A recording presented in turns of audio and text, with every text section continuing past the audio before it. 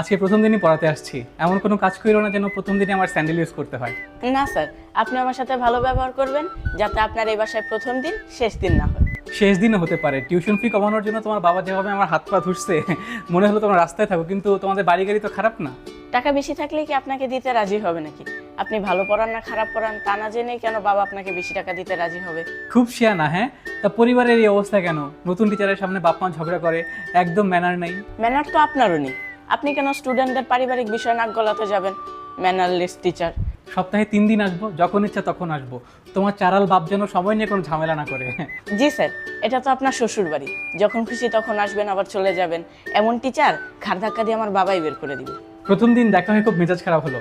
আজকে অসুস্থ হয়ে যাও, যেন নেক্সট এক সপ্তাহ তোমার চেহারা দেখতে না হয়। জি স্যার, আপনার সাথেও দেখা হয়ে আমার খুব বমি পাচ্ছিল। বাসায় যাওয়ার আগে হাত পা ভাঙুন এই কামনাই করি। আল্লাহ হাফিজ।